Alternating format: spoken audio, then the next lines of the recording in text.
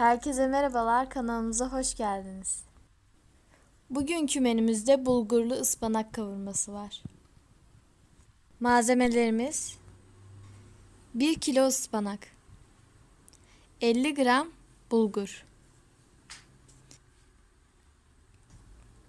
1 yemek kaşığı salça, 1 soğan, 4 diş sarımsak, 1 domates.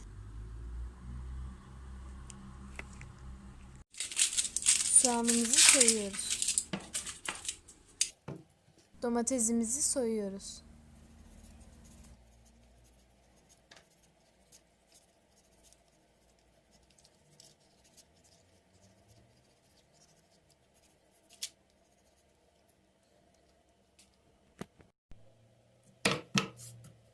Ve sarımsaklarımızı da soyuyoruz.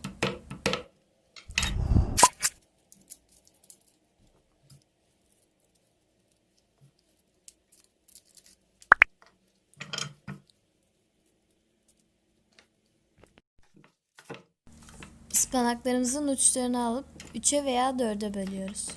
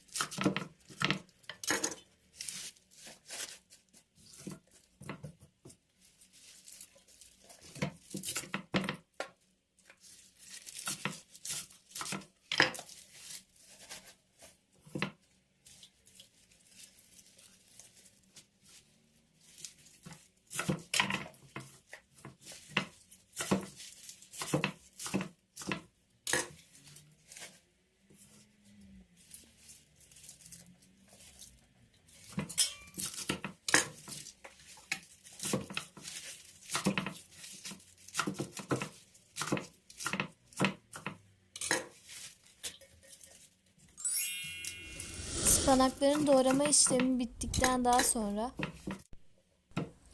sarımsakları bıçakla ezip ve küçük küçük doğruyoruz.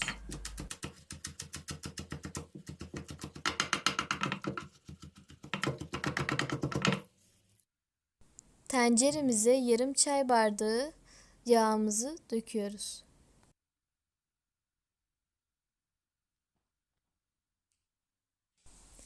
Yağımız 1 dakika kızardıktan sonra sarımsaklarımızı içine atıyoruz.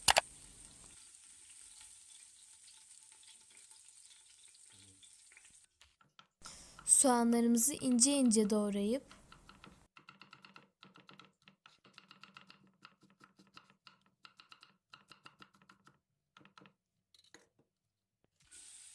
tenceremizin içine ilave ediyoruz. Soğan ve sarımsaklarımızı 3-4 dakika kavuruyoruz.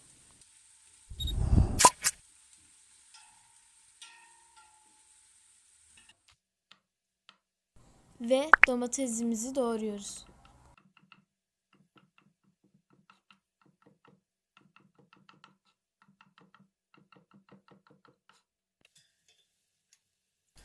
Ve salçamızı ekleyip 2-3 dakika daha kavuruyoruz.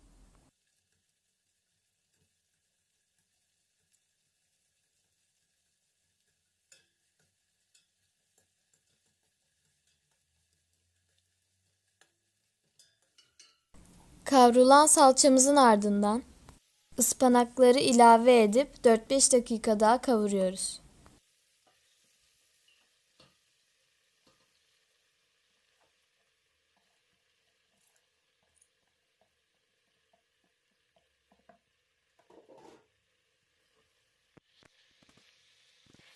Ve kavururken alt üst edip karıştırıyoruz.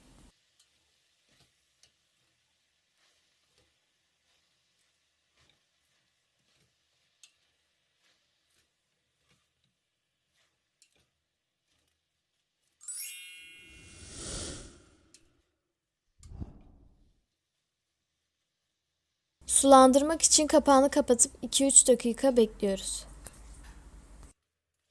Tekrar alt üst edip karıştırıyoruz.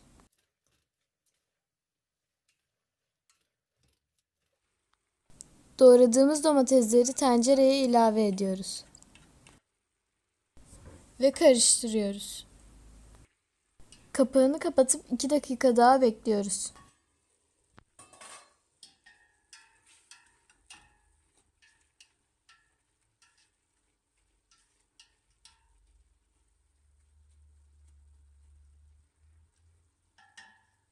Bulgurumuzu tencereye ilave ediyoruz. Bulgurlarımızın iyi pişmesi için alt üst yapıp karıştırıyoruz. Kapağını kapatıp ocağımızın altını kısık ateşe alıyoruz. Ve son olarak 1 yemek kaşığı tuzumuzu, 1 çay kaşığı kadar karabiberimizi, son olarak yarım yemek kaşığı pul biberimizi ilave ediyoruz.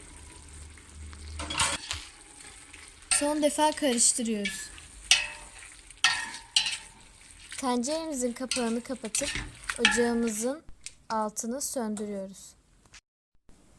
Yemeğimiz servise hazır. 1 kilo ıspanaktan 6 porsiyon ıspanak yemeği çıkmaktadır. Dilerseniz yanına yoğurt ilave edip afiyetle yiyebilirsiniz.